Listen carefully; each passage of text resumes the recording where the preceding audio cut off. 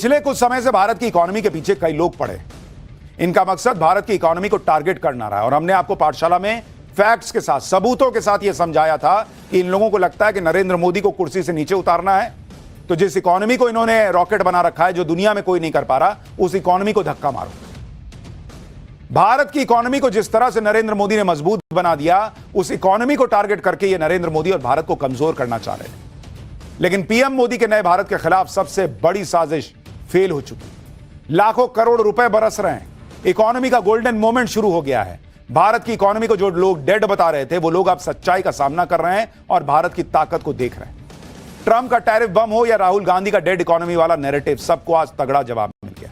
भारत की जिस इकोनॉमी को डेड इकोनॉमी बताया जा रहा था, वो न सिर्फ बम हो रही है, बल्कि निवेशकों को एक ही दिन में हजारों करोड़ का मुनाफा हो गया। जो ट्रंप भारत को धमका रहे थे, टैरिफ का डर दिखा रहे थे, आज की डेट में उनके तेवर एकदम ठंडे पड़ गए। अमेरिका भारत पर लगाया टैरिफ बम या टैरिफ कम करने की बातें कर रहा है। और इस सब के बीच पीएम मोदी के भारत के खिलाफ बहुत बड़ी साजिश जो फेल हुई, उसने भारत को एक और बूस्ट दिया है। एक बहुत बड़ी खबर आई कि अमेरिकी कंपनी हिंडनबर्ग के आरोपों पर मार्केट रेगुलेटर सेबी ने अडानी ग्रुप को क्लीन चिट दे दी। यह वही हिंडनबर्ग है जिसकी रिपोर्ट दिखा दिखाकर राहुल गांधी और कांग्रेस संसद ठप कर देती थी। नरेंद्र मोदी और गौतम अडानी पर हमले होते थे। यह वही हिंडनबर्ग है जिसने भारत की मार्केट और उसके उद्योगपति को टारगेट कर भारत की इकोनॉमी को बर्बाद करने के लिए पूरा जोर लगाया, जिससे नरेंद्र मोदी भी कमजोर पड़ जाए। लेकिन अब जबकि हिंडनबर्ग पर भी ताला लग गया है और इसकी रिपोर्ट भी डस्टबिन में जा चुकी है, तो विपक्ष के मुंह में दही जम गया।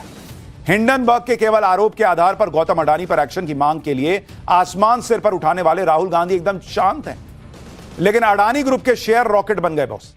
रॉकेट बनी भारतीय इकोनॉमी का गोल्डन मोमेंट शुरू हो चुका है।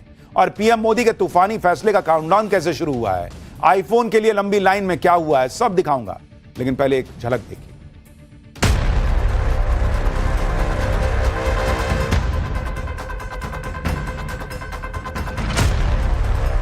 ये हिंडनबर्ग रिपोर्ट आई। भंवरे ने खिलाया फूल, फूल को ले गया हिंडनबर्ग। हिंडनबर्ग रिसर्च की रिपोर्ट के मुताबिक कि सिर्फ हिंडनबर्ग विषय पर नहीं जांच होगी।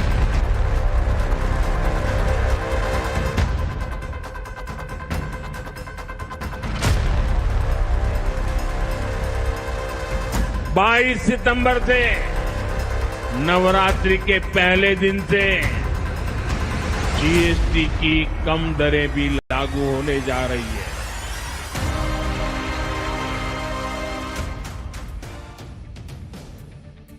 सबसे पहले बात, कभी एटम बम, कभी हाइड्रोजन बम से धमाका करने के दावे करने वाले राहुल गांधी के हिंडनबर्ग बम की, जिसमें धमाका करके पीएम मोदी और गौतम अडानी को घेरने की कोशिश में राहुल गांधी और उनके साथी पिछले 2 साल से जुटे हुए थे। लेकिन पहले कल आई सेबी की रिपोर्ट ने राहुल गांधी के इस बम का फ्यूज उड़ाया और आज शेयर बाजार खुलते ही हिंडनबर्ग का बम पूरी तरह से ठस्सी साबित हो गया। शेयर बाजार खुलते ही अडानी ग्रुप की कंपनियों के शेयर रॉकेट बन गए। निवेशक अडानी ग्रुप के शेयर्स पर टूट पड़े, खरीदने के लिए मारामारी मच गई। दिन भर के कारोबार में अडानी ग्रुप की कंपनियों को एक झटके में 46,000 करोड़ से ज्यादा का फायदा हो गया। अडानी ग्रुप की कंपनियों का मार्केट कैप बढ़कर 13,80,000 करोड़ के पार पहुंच गया। सबसे ज्यादा तेजी अडानी पावर के शेयर में दिखी, जिनमें 13% से ज्यादा का उछाल रिकॉर्ड हुआ। इसी तरह अडानी टोटल गैस लिमिटेड के शेयर में 7.5% से ज्यादा की बढ़ोतरी हुई। अडानी इंटरप्राइजेज और अडानी ग्रीन के शेयर में भी 5% से ज्यादा का उछाल आया। Global brokerage firm Morgan Stanley ने अडानी पावर के शेयर में आने वाले दिनों में 30% तक उछाल आने का अनुमान जताया है। यानी जो लोग सोच रहे थे कि भारत की इकोनॉमी को टारगेट करना है तो भारत के बड़े बड़े उद्योगपतियों को टारगेट करो, उस इकोनॉमी को हिला दो, आज उनकी जमीन, उन पॉलिटिशियंस, उन हिंडनबर्ग, उस इकोसिस्टम की जमीन हिल गई है। शेयर मार्केट जो है वो बम हो रखा है। लेकिन मेरा सवाल राहुल गांधी से है, जिन्होंने हिंडनबर्ग रिपोर्ट के नाम पर इतना माहौल बनाया, उस वक्त शेयर मार्केट गिरा, लोगों के लाखों रुपए डूबे, करोड़ों रुपए डूबे। वो पैसा लौटा सकते हैं क्या आप? नहीं लौटा सकते। हमने पाठशाला में आपको बताया था बॉस फैक्ट्स के साथ कि सब फर्जीवाड़ा चल रहा है ये हिंडनबर्ग के नाम पर, और आज देखिए एक एक बात सही साबित हुई। आप ये भी देखें कि राहुल गांधी और उनकी टीम ने हिंडनबर्ग की रिपोर्ट पर जो बवाल किया था, उसकी कितनी भारी कीमत आम जनता को उठानी पड़ी थी। जनवरी 2023 में अमेरिका की रिसर्च फर्म हिंडनबर्ग ने अडानी ग्रुप पर बड़े पैमानों पर शेयरों की हेराफेरी, शेयर प्राइस मैनिपुलेशन और इनसाइडर ट्रेडिंग जैसे गंभीर आरोप लगाए। हिंडनबर्ग की रिपोर्ट पर मचे बवाल की वजह से अडानी ग्रुप के 10 शेयरों में लाखों निवेशकों के करीब 7 लाख करोड़ रुपए डूब गए थे।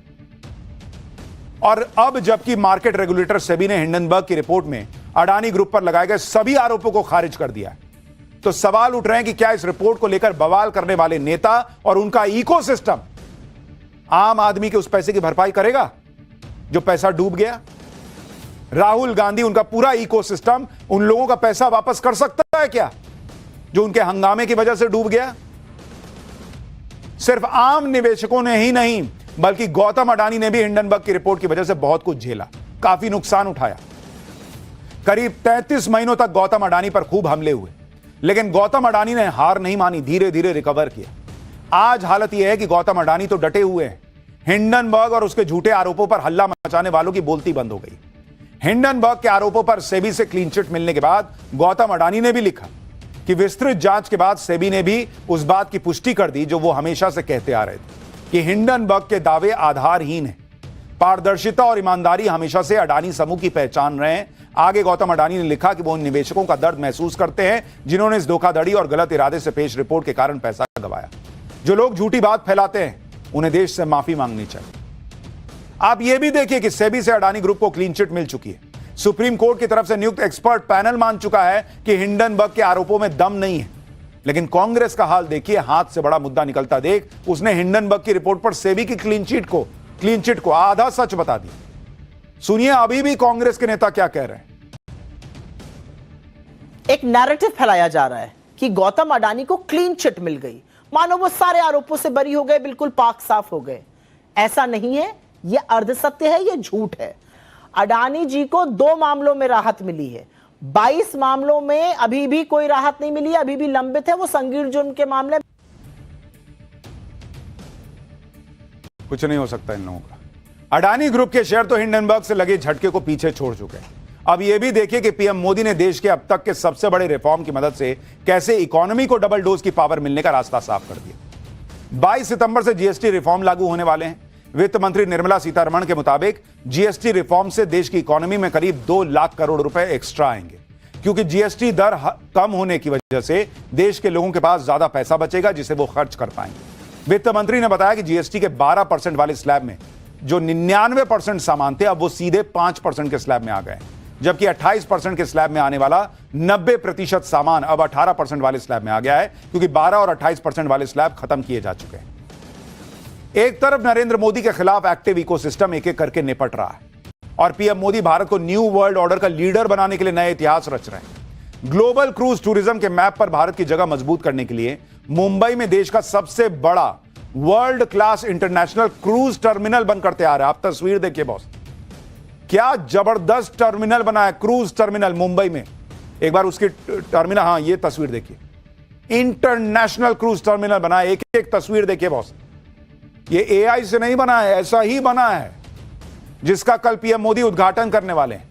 इस क्रूज टर्मिनल का निर्माण क्रूज भारत मिशन के तहत किया गया है, जिसमें दुनिया भर के बड़े बड़े क्रूज पहुंचेंगे। इस वर्ल्ड क्लास क्रूज सेंटर की खासियत भी आपको बताता हूं।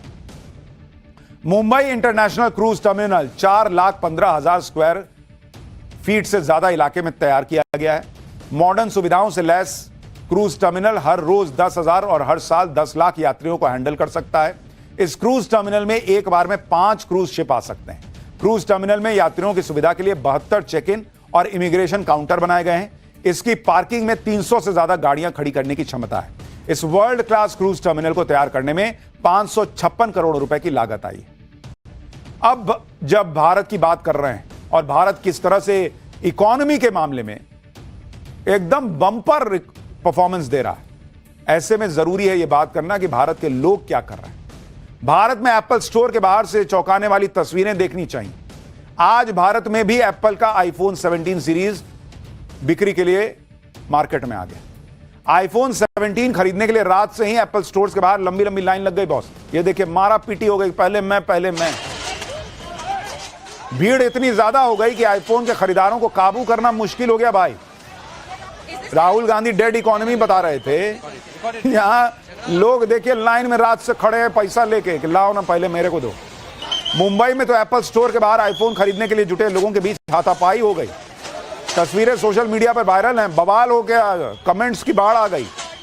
एक यूजर ने लिखा कि मुंबई में आईफोन 17 के लिए ऐसी धक्का मुक्की हुई जैसे फोन नहीं मोक्ष बट रहा हो।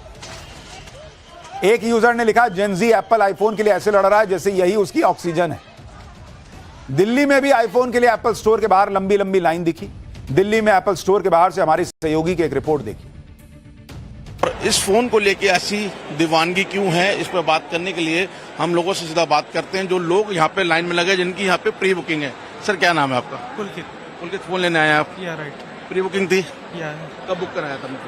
12 क्या करते हैं आप? स्टडी करता हूँ। स्टडी करते हैं। क्या दीवानगी है इस फोन को लेकर आपकी? हर बार जब भी नया लॉन्च होता है हर बार लेता हूँ। तो किस मोड पे ले रहे हैं? EMI पे ले रहे हैं, कैश ले रहे हैं, क्रेडिट कार्ड पे ले रहे हैं? क्रेडिट कार्ड से कैश। क्रेडिट कार्ड से ले रहे हैं। क्या खास बताया जा रहा है, क्या फीचर्स बताया जा रहा है इस फोन को लेकर? फीचर्स तो मैं देखता नहीं, हर बार जब भी नया आता है मैं लेता हूँ। आईफोन की दीवानगी। कुछ लोग यह भी सवाल उठा रहे हैं कि पीएम मोदी के स्वदेशी के मंत्र के बीच लाखों लोग विदेशी आईफोन पर खर्च कर रहे हैं। ऐसे लोगों को यह पता होना चाहिए कि यह पीएम मोदी का ही मेक इन इंडिया मुहिम का असर है कि आईफोन बनाने वाली अमेरिकी कंपनी एप्पल ने भारत को अपना बड़ा मैन्युफैक्चरिंग हब बना लिया है। भारत में ही अब आईफोन 17 समेत सारे मॉडल्स तैयार हो रहे हैं, जिसमें फॉक्सकॉन और टाटा अहम पार्टनर हैं। भारत में आईफोन का प्रोडक्शन बहुत तेजी से बढ़ा है और कई देशों को एक्सपोर्ट किया जा रहा है। इस साल यानी 2025-26 में 6 करोड़ यूनिट्स तक उत्पादन पहुंचने की उम्मीद है, जबकि 2024-25 में यह आंकड़ा 3.5 से लेकर 4 करोड़ यूनिट्स तक था। भारत में एप्पल जिस हिसाब से निवेश कर रहा है, उससे डोनाल्ड ट्रंप की भी टेंशन बढ़ी हुई है। ट्रंप कई बार एप्पल के मालिक टिम कुक को बोल चुके हैं कि भारत में प्रोडक्शन कम करो, अमेरिका लौटो। वो कह रहा ना भाई, हम तो भारत में बनाएंगे, बढ़िया पैसा कमाएंगे। लेकिन ये तस्वीरें आप देखिए बॉस, डेड इकोनॉमी की तस्वीरें हैं ये, so called dead economy. Rahul Gandhi देखे जिस जेनजी से वो उम्मीद कर रहे हैं कि उनके लिए वो सड़क पर आएगा, वो लाइन में खड़े होकर आईफोन खरीद रहा है, सेल्फी लेके भेजेगा राहुल गांधी को। For more of such videos, do like, share and subscribe to ET Now Swadesh.